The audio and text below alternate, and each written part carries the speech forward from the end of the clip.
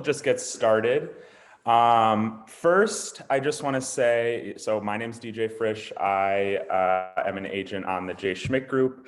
I have been a part of the team for just over 3 years now. And I did get licensed 3 years ago. And I would just like to start, just since I haven't been able to meet, I think I've met some of you, but I haven't been able to meet all of you. So if we could just go, quickly, I'd just like to hear your name, when did you get licensed? And yeah, let's just do your name, when you started, when you got your license, so I get to know, get a name to the face. So let's start. I'm just going to go in order on my screen. So let's start Reagan.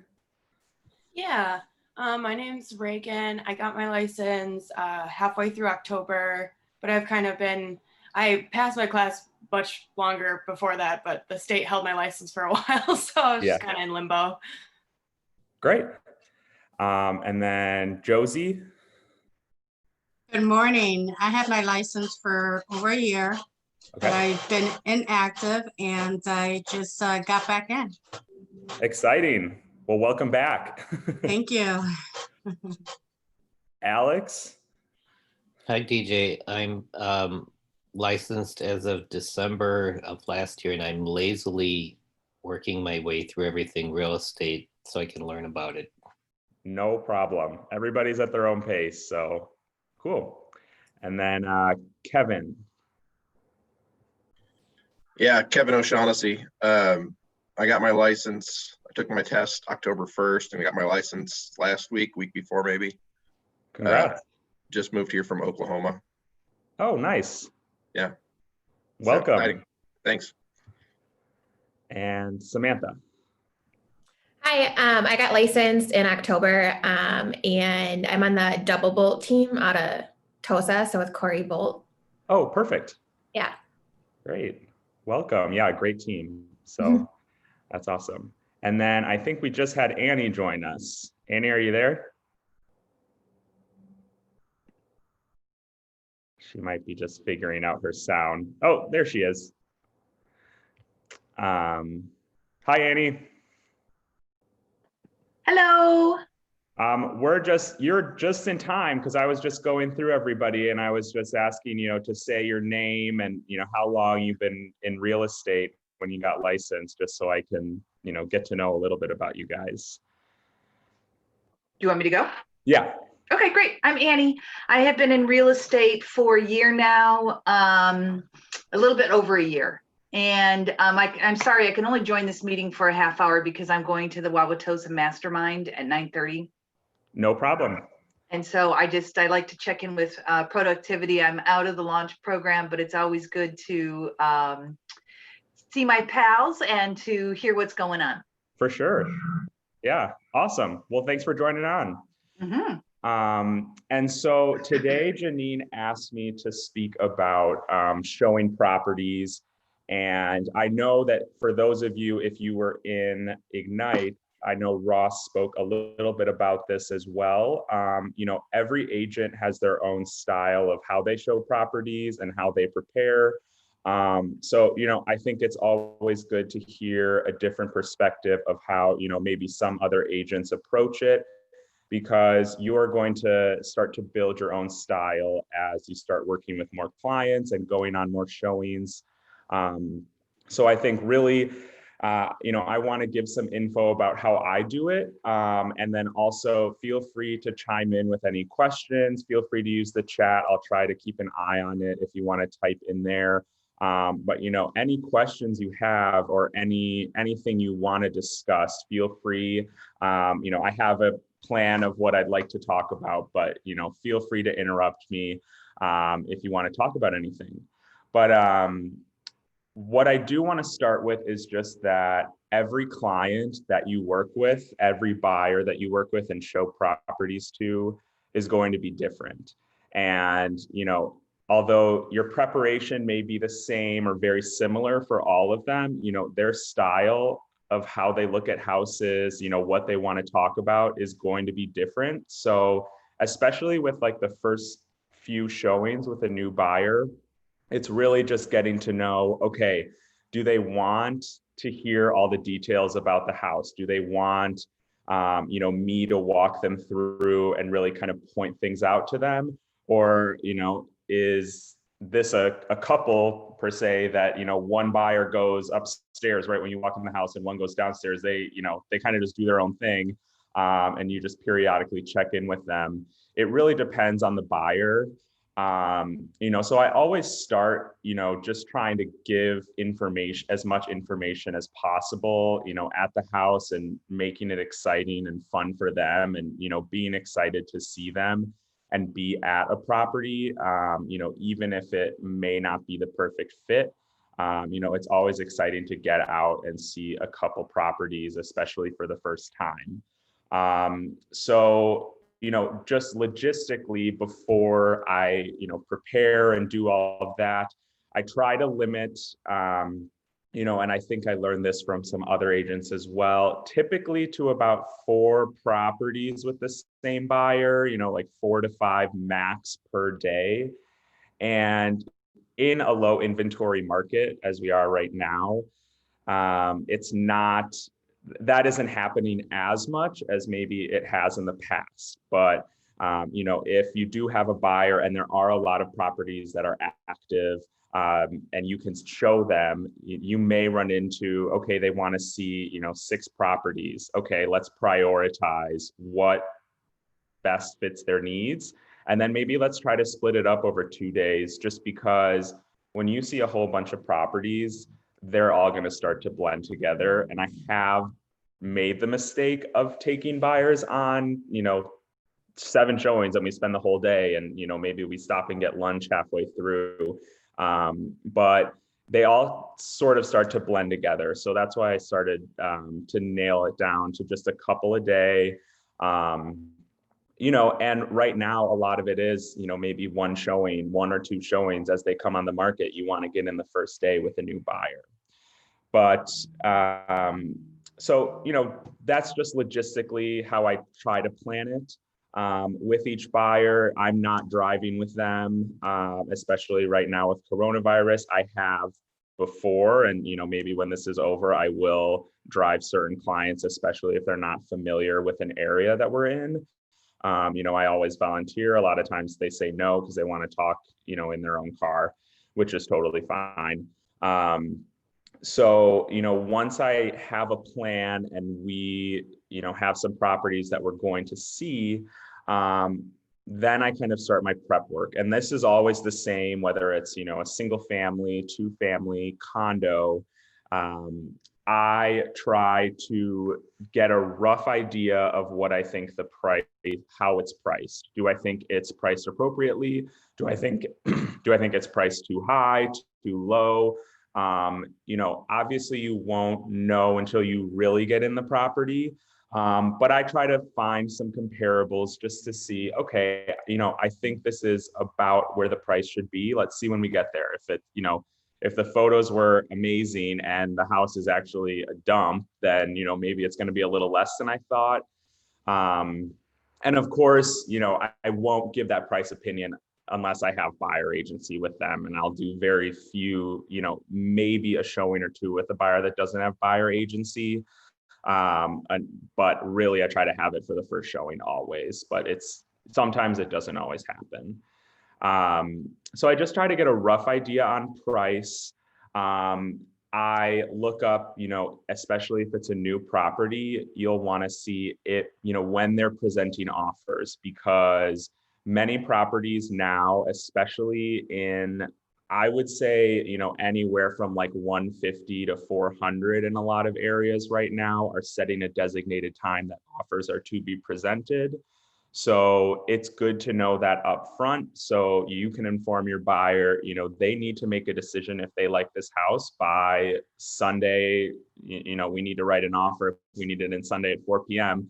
Like, you need to make a decision Sunday morning if you want this house or not, just to know what you're getting into. And if it's been on the market a long time, they're obviously not going to have a set time.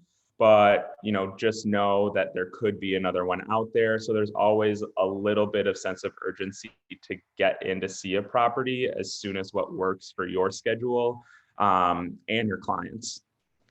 So I also, you'll come to learn that a lot of buyers will ask the same questions at showings. I always get asked, how long have they owned the property? So I try to find that out.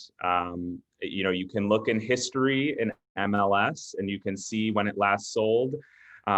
History will only go back 15 to 20 years in MLS. You can also look at the tax records. So when you pull up a property on MLS and you click tax info at the top, you can look and see when the property has transferred between owners.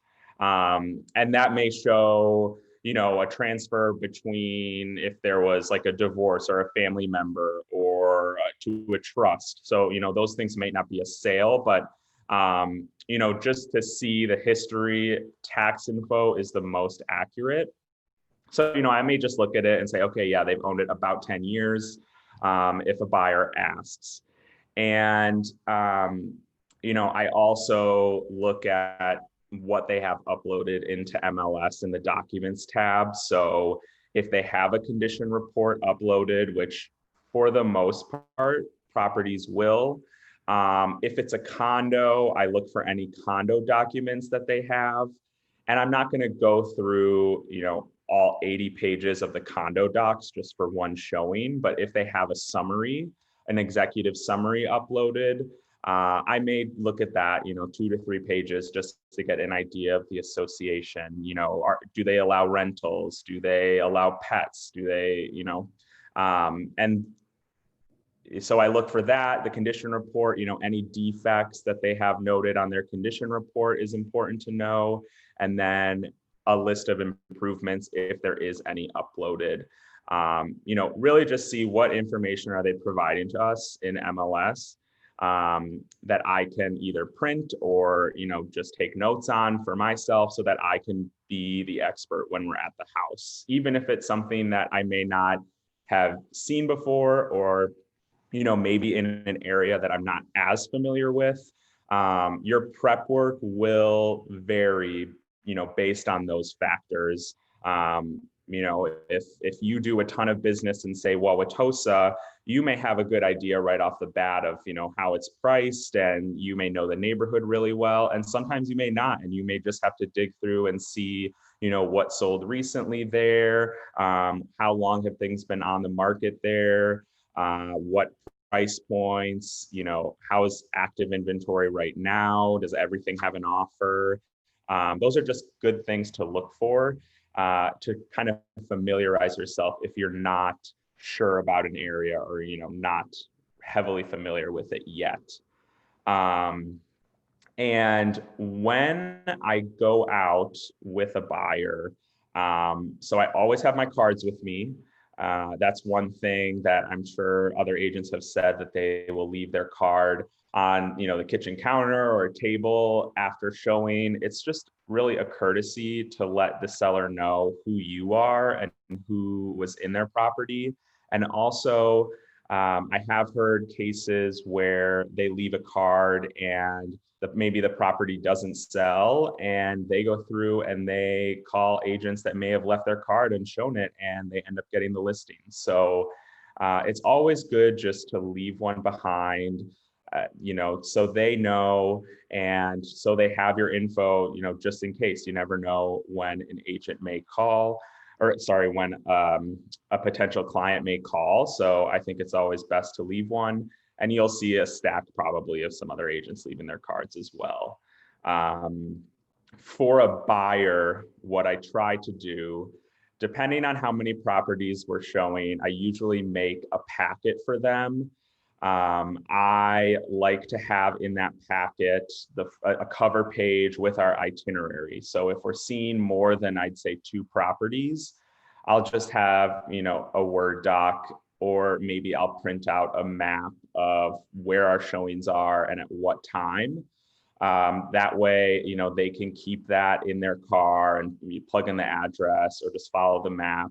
and know where we're going. I just like to, show that we're very organized, and then also having set times for each showing so that we know, if we need to hurry up, if we've been in a house for 45 minutes and we need to make another appointment, I want to make sure that we stay on track. And so I start with that cover sheet always for them. And then I will include the MLS sheets. So the public MLS sheets with the information, all the information that you see in MLS. And that can be kind of daunting, especially for a new buyer,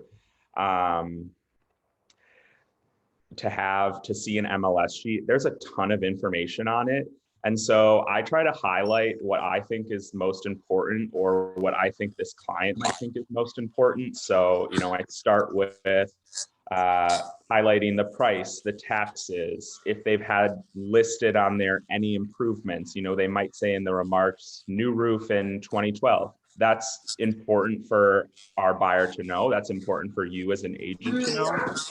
So highlighting that. And then, so I try to highlight, and taxes, I try to highlight, depending on the buyer, maybe they've been asking about, is the fireplace natural or gas, and they really want a gas fireplace. Maybe if it says gas fireplace, I'll highlight that or something like that, because it's something they're looking for. If it's a condo, I try to highlight the condo fees, what that includes. That'll all be on the MLS sheet, just because it's important to know, the condo fee may be $300 a month, but what does it include? Oh, okay, I highlighted that right there. It includes your heat, water, whatever. And it just kind of gets their eyes to the things that are important to them, important for them to know, rather than filtering through everything, all these room dimensions and, documents on file and all that's in MLS. So I just have that one sheet, and then I'll write on the bottom any notes that I think are important. So, if there's a house like across the street that's for sale, I may write, house across the street has an accepted offer listed for XYZ, and then or if there's any major improvement that wasn't on the MLS sheet, I'll write that down. Maybe how long they've owned it. Just if there's anything extra that you find that you want to provide to your buyer, I usually will just write it directly on the sheet for them, just to show, that I did my research and I found these couple things that are important. And then, so also, if it is a condo, I will print an executive summary, like I mentioned, in MLS. So that will be about 2 to 3 pages. I'll usually print that whole thing for them, just so they can look through it. And then if the condition report does have a couple things noted on it, I will typically print a copy of that as well, just so when we're going through the house or the condo, or, whatever property, we can look at what they have on their condition report. They may say, okay, water seepage in southwest corner of basement. So I want to know that we need to really focus on that southwest corner outside of the house and inside, and also take a close look at everything else in the basement. So I just wanted to have that up front and know what we should be focusing on. And then for me, I'll print the private version of the MLS sheet. I'll write however the access is, if it's Century Lock on the front door, I'll just make a note.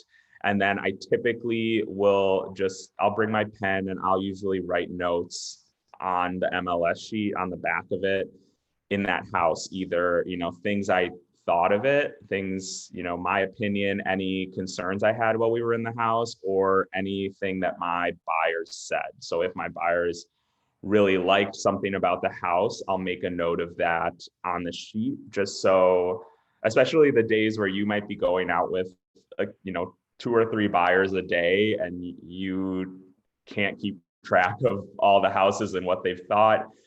It's just good to stay organized that way. And if they're not interested, I write that on my sheet and why, just so I can always refer back to it. And, you know, and I keep it in their file. So I keep a file in my office, just with, it's a folder with their name, MLS sheets of any showings we've gone on, and just with my notes. So I can always refer back to it. Just, that's what I like to do, you know, stay organized that way. But in terms of like when we're actually looking at properties, so, you know, especially right now, I'm always wearing a mask. I always ask that my clients wear a mask. They usually know. I always check if it's the first time I'm meeting a buyer. I just say, just be sure to please bring a mask. I have hand sanitizer that I carry with me if they would like to use any. And I try to limit the showings to just the buyers. And now, of course, if they have, you know, kids, the kids can come along too. But, you know, I just don't want large groups that bringing their aunt and uncle and everything like that into the house right now. And a lot of listings you will see will say, please limit showing to buyers only.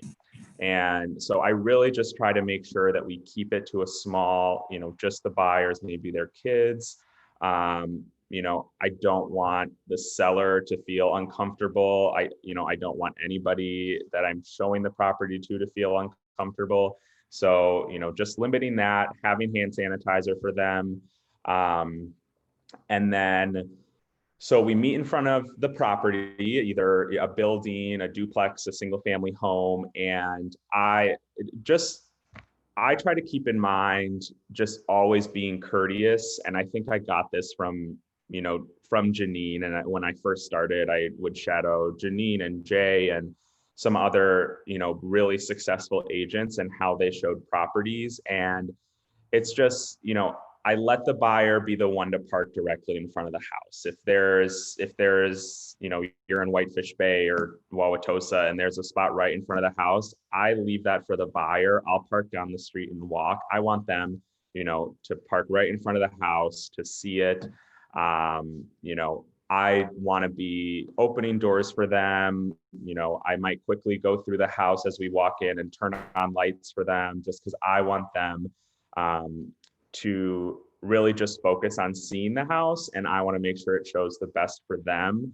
And so, you know, opening doors for them, I get the lights, you know, they don't need to worry about all of that. And I typically like to walk the outside first, depending on the property. I mean, some people are really excited to get inside, and, you know, it's not a steadfast rule that I have. But I like to walk around the outside first, you know, just to make sure everything is looking good. And by looking good, I mean, I'm looking for any obvious issues. We're not home inspectors. You know, we never promise our clients to be home inspectors, but it is our responsibility if, you know, we see anything that's wrong with the property that's glaringly obvious or that may be a concern.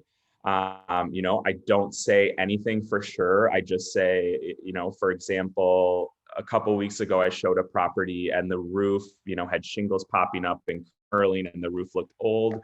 You know, I'm not going to say, oh, that roof needs to be replaced. I'm not an inspector. I don't make that call. I just say, now the roof to me does look a little bit older. I'm looking at these different spots. You know, obviously we would listen to an inspector and take their advice on what, if anything, is needed there, but just something to note. So, or if, you know, the roof looks brand new or the windows look old, you know, I may just say that does look older. You know, I would still, you know, that's your inspection. That's what your inspection contingency is for. But, you know, anything glaringly obvious is our duty to really relay onto them, or we see water in the basement or things like that. Just, you know, be observant. And when you go on more home inspections, you'll know what more to look for. They may ask what it costs to fix certain things, or, oh, if we wanted to replace all the windows, what would that cost? And you may not know, especially right away. You may not have any idea, and that's totally fine. Don't give any numbers or give any remodeling numbers if you don't know. But, always just try to contribute a little bit and say, I don't know in this instance, but let me do some research and I'll get back to you. You can talk to your mentor, you can talk to other agents. If someone is curious how much it may cost to redo a kitchen, you can talk to some agents and what contractors can you ask and get some information for them. Don't ever give information that you don't know to be true. Just say you will find out and get back to them, and try to do that as soon as you can. I know we all get busy, but oh, Mr. Buyer, I don't know in this case how much it would be to replace a roof on a house like this, but let me call some contractors and talk about the size of the house and get a rough idea. And a rough idea, it's not a quote, it's not, just to prepare them if they're really curious about it.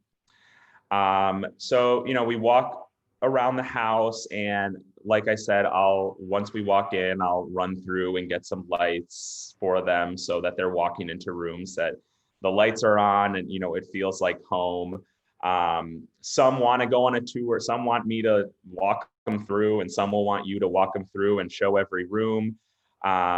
And that's fine. You can do that. This is the kitchen. Okay, look here, the appliances are newer. These countertops look like they've been replaced. The cabinets are nice. I know you said you wanted a white kitchen, but sometimes you will have to talk a lot like that. In a lot of cases, it's more pointing out things that really they've asked for. Why do you as an agent think that this house may be a good fit? Like, that's what I try to think as we're going through the house. Like, oh, you said you really wanted a kitchen open to the family room. Like, this is a really nice space. It's your job to point out. They probably know, but just, you're looking out for them. You've been listening to them and what they want and what they need. So just pointing those things out, pointing out any issues, like I said, pointing out if there's any negatives you see, and that's okay. No house is perfect. It may be on a busier street, and a buyer may ask what you think of this location, and you can say, oh, it's a busier street. Some people are okay with that. Some people prefer to be on a quieter street, but here's the advantage to being on this street. It's a great block of the houses on this street. Some things like that. Try to spin it a little bit positive, but give them honest information, about the house and about the value and what you think about it and how you think it fits with what they're looking for. I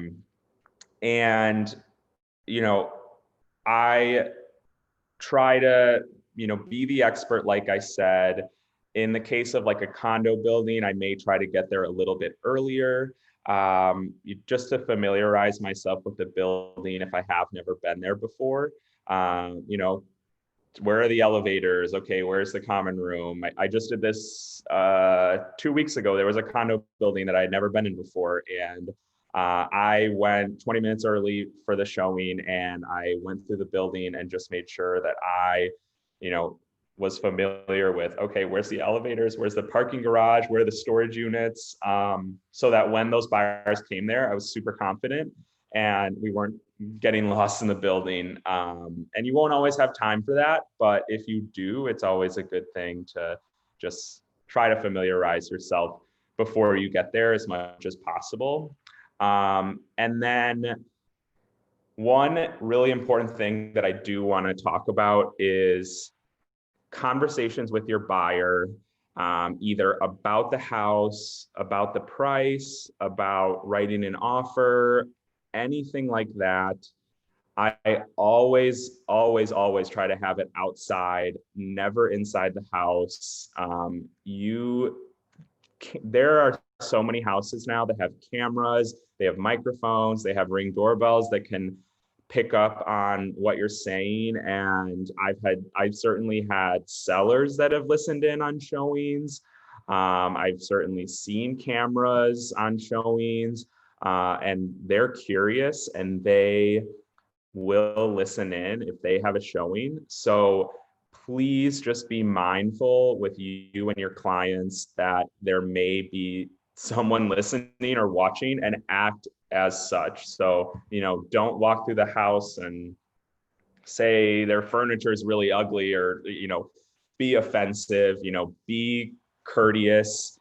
Really don't have any conversations about offers and what they're willing to do unless you're like outside or on the phone in your cars after, just because someone may be listening and you don't want to put yourself in that situation of, being offensive to the seller or telling them what they now know what price you'd be willing to go to, or because it does happen and it sounds crazy and far-fetched.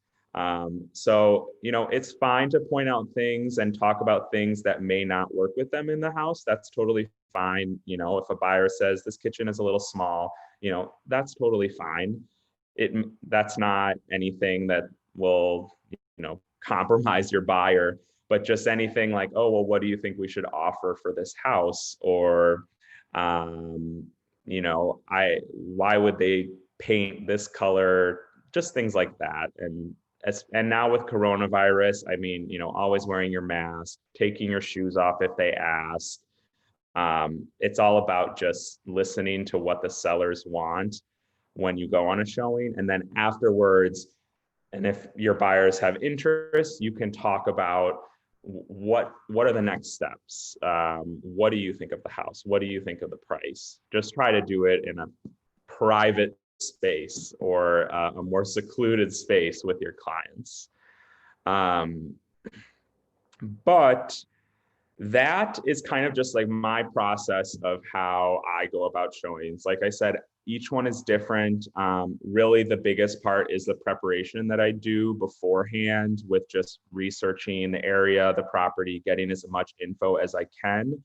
And being in the property and showing it is really just how it works for those particular clients and how they, like to look at properties, and pointing out any issues that I see, but also pointing out any positive attributes that they've specifically asked for, that I think may be a good fit for them, or asking questions, ask a ton of questions, especially with a new client. What do you think of this bedroom? I know you said you wanted, a big dining room. Is this kind of what you were thinking? Or I know you said you wanted a really large backyard. Is this big enough for you? I try to get those questions in as early as possible, just so that I can know. And then I can always take notes on my sheet and save it and remember for the future. So it's all about really just getting a sense of your client and what they need.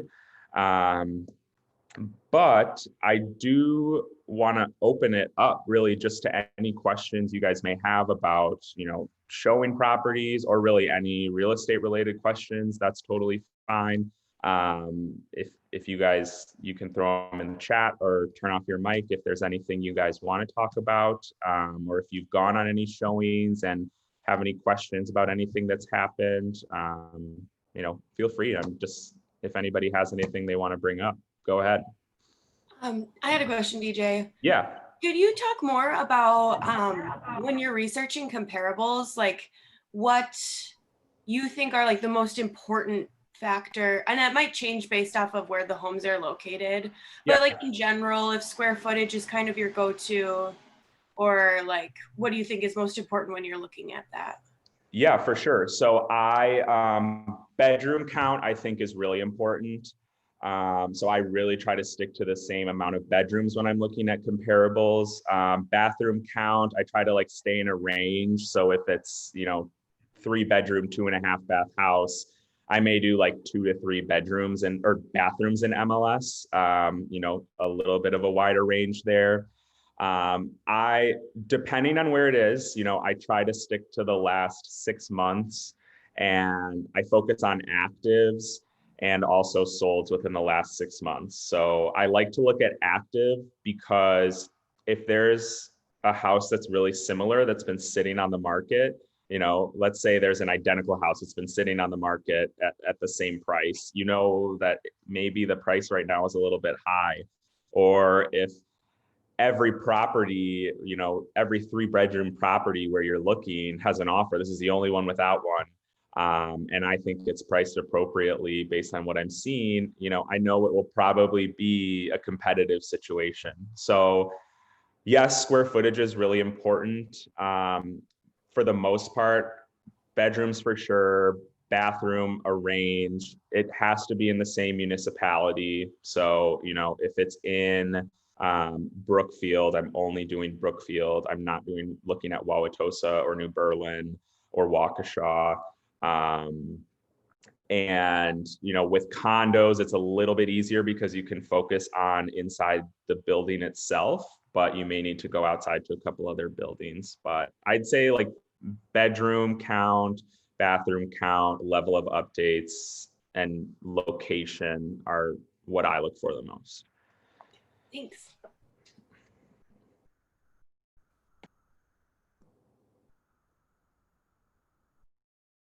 Anybody else have anything they want to talk about, or anything you guys want to bring up? I want to jump in. Yeah. I have this particular phobia about getting in the house, and how many different kinds of locks are there, and how many different ways are there to open them? I always end up like, oh dear, there's like 5 minutes till showing time and I can't get this damn thing to open. Yes, there are some really tricky locks, and I try everything, like, you know, pulling in the door a little bit, pushing out the door a little bit, you know, like turning the knob a little bit, or and sometimes, especially with a buyer, if I know it's going to take me a little while, if it's like a really old door, I might be like, okay, well, why don't you guys, like, how about this might take me a second, just because, you know, it's an old lockbox, or I make some excuse, but like, how about you guys go look in the backyard? I'll open up and then get some lights on, just so you're not standing there if you think you're going to have an issue really awkwardly. And, you know, sometimes I've started to, and I know it's going to take a long time, and I'm like, how about you guys take a look in the backyard? I'll open up, get the lights on, and figure it out. But if you like cannot get in the house and you've been trying, and sometimes like the buyer may even step in to try. One time I had a scenario where someone locked the doorknob and they weren't supposed to. So, and we didn't have a key for that. So we literally could not get in. So I had to call the agent and just be like, look, I'm at this property, can't get in. And we had to come back later that afternoon. But I would just say, you know, maybe send your buyers to the backyard, or, you know, down the driveway to check something out while you try to figure it out. I've had properties where the key is on the lockbox on the front door and it only works on the back door. And other times where you pull the hasp down to open it, it doesn't open it, and you have to pull it forward to open it. Yes. So, and yeah, everyone is different. Sometimes there's notes in showing time when you look at the confirmation about what to do. Mm-hmm. And sometimes there are notes in private remarks. So also, you know, make sure to check. I check those when I'm booking a showing. And so if there's any information, I'll write it on my sheet. So in the showing time confirmation, it may say, key for back door, on front door. I'll write that on my sheet just so I know. But yeah, look at your showing time confirmation and look in private remarks, because if they have any special notes, that's where the agent will put them. Once you get past that, everything else is easy. Yeah. I'm glad you brought that up, because that's a real, that does happen. That definitely happens with locks. So good question.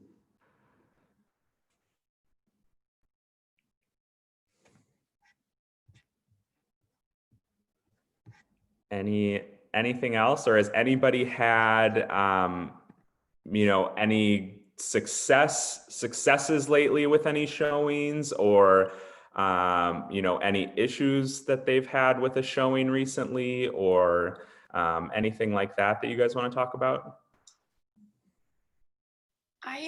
I was doing some showings for another agent, just kind of taking her buyers out, and actually they had a question that I thought was kind of good, which was how long are houses staying on the market?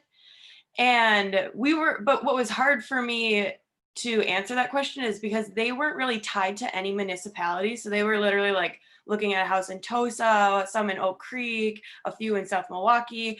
So, and I'm super new, like, Yeah.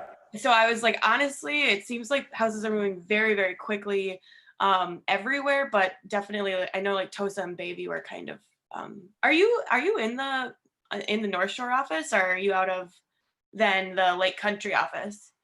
North Shore. Okay, cool.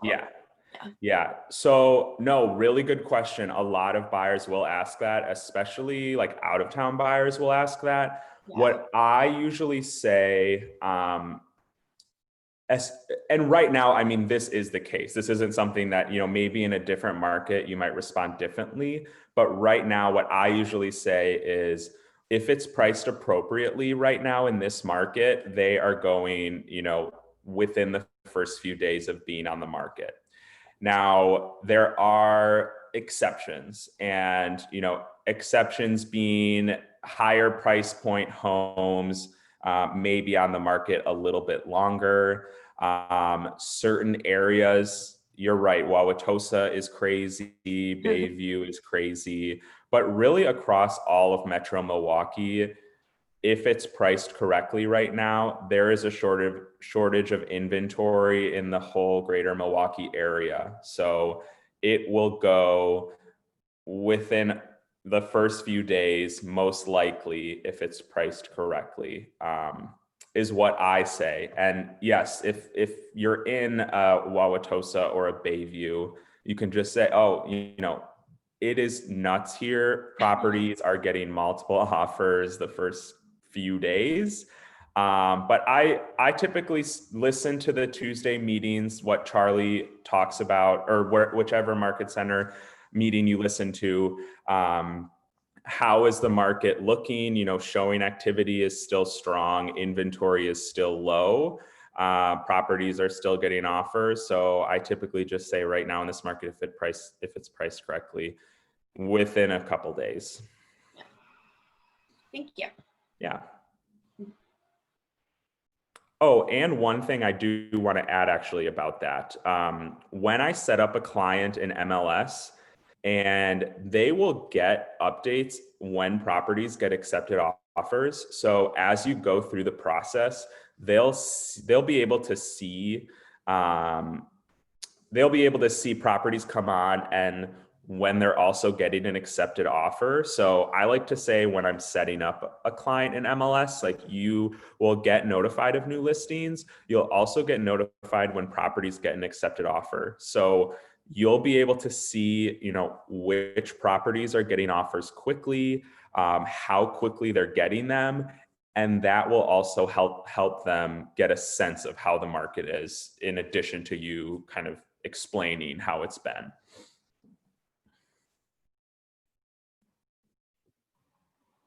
The MLS search, speaking of that, do they get updates when they like favorite a property or just in general?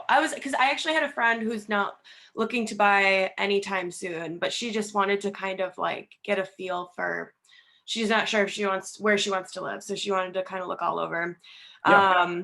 And I know it's like really overwhelming right. for people to be on there. Yes. So yeah, I guess I maybe I should even just try with like my personal email to like set myself up on MLS and see what it's like from the user side. That's actually exactly what I did. Okay. When I first started, I was curious as well as to how it looks, and I set myself up. You can look into, when you create a contact, you can invite them to the portal. Mm-hmm. And that's what I always do. And you can click, when you go into your contacts in MLS, you can click on their name. You can see which properties they're looking at, which properties they favorited. You can see how many times, like I logged in and I saw a buyer look at a property like 7 times. And I'm like, okay, do you guys want to look at this one? Like, you obviously have some interest. So let's go out and look at it. So yes, I would say take a junk email or a personal email and set yourself up. Just see what it looks like. Invite yourself to the portal when you create that account. And then, yeah, you'll be able to, just in case if they ask you questions about the user side. I have to say, honestly, I get very little questions from clients about how to use MLS, but you may get some. So it's just always good to see. For sure. What about the KW app? Is anyone sharing the app? Yeah, so I have shared the app before. Honestly, I have not done a great job of sharing it with most of my clients. I typically have been sticking with MLS, so that's definitely something I'm working on. I know that there are other agents that are very successful with, copying their link and they send their app to agents at to buyers at open houses. I've done that before, sent my app to buyers at open houses. I've also sent it to clients as well, maybe like the more tech savvy ones. But for the most part, I usually stick to MLS, but every agent does it differently. And that's definitely something that I want to work on for 2021 is getting more involved with the app and being more tech enabled. Gotcha, because I think sometimes they don't really know the area they want to be in, but if they're there visiting a friend or something like, oh, I really like this area, they can easily see what's in that surrounding. For sure, yeah. And actually, I use my own app. If I'm like I haven't been out of town lately, but if I'm like out of state somewhere, I use the app. So, and that's what I think a lot of people I've sent it to have used it for. But yeah, no, that's a really good point. It's perfect for them if they're, curious or looking at different areas, and since it's linked and branded to you, you're always top of mind. So great point.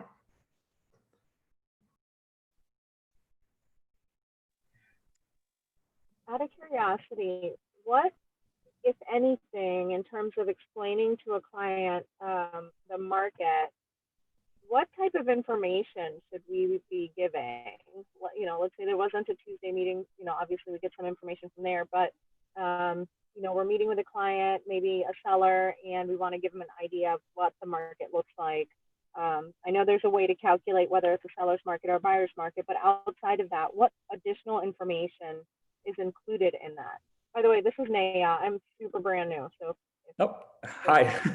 Yeah, so in terms of looking at the full market, so I try to stick to either when you're talking with a seller about listing their home with comparables or a buyer, like I mentioned, sticking to the municipality, I will be looking at days on market for listings. I will be looking at current active inventory.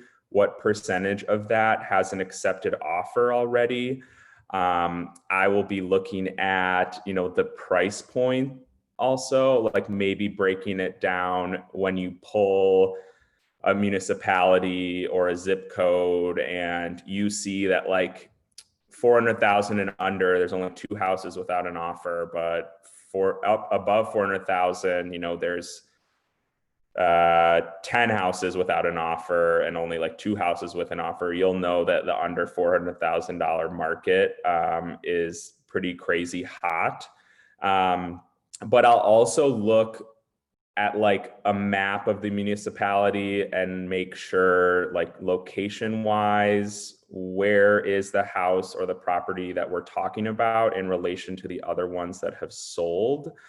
I'll also discuss interest rates. That's a big topic right now that I know a lot of people have been speaking with about their clients, that interest rates are so low right now that's why we're seeing so many properties are refinancing, so many property owners. And also a lot of buyers are applying because the mortgage rates are so low and they want to be able to purchase now. So that's another macro factor that I like to bring in. And then you can do, reports in MLS. There's different statistical CMAs that you can play around with, which, I'm not going to get into too much right now, but there's ways that you can look on, days on market, current inventory, macro. I get most of my macro information, honestly, from those Tuesday meetings, what mortgage lenders are telling me. And then also when I look at comparables, what's active, what's closed recently, days on market, price points, is what I look at personally. Thank you. Yeah. Can you talk about how you read buyers as far as whether or not you should hover next to them or stand back, and how to kind of gauge that as you walk somebody through a house? Or yeah, I gotta say my style is a little more laid back, and I don't start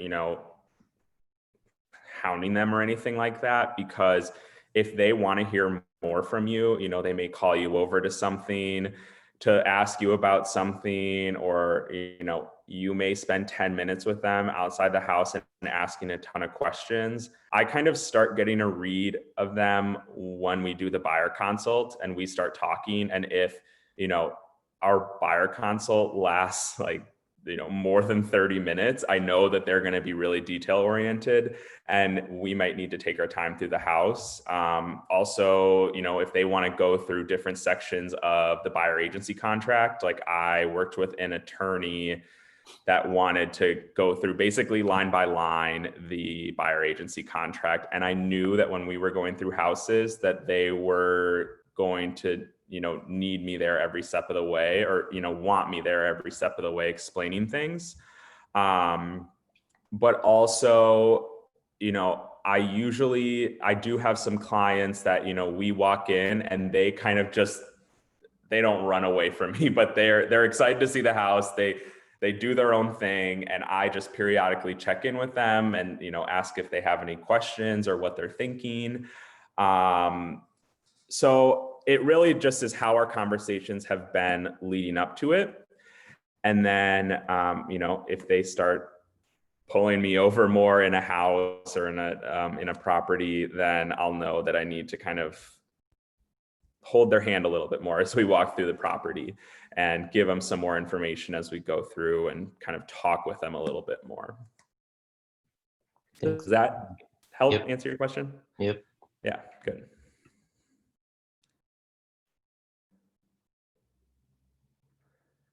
All right. Anybody else that have something they want to touch on?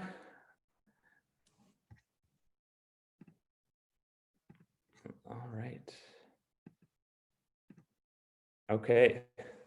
Well, thank you guys for being on. It was good to virtually meet all of you. And, hopefully we get to meet in person or work a deal together in the future. But, feel free, if you guys have any questions, you can find me on Facebook. My name's DJ. I think I'm the only DJ in our KW page. So, feel free to add me, feel free to reach out if you have any questions. Happy to help in any way that I can. And, everybody, you guys had some good questions. So, yeah, looking forward to working with you guys. Thank you. All right. Thank you. Yeah. Bye, guys. Have a good day. Bye.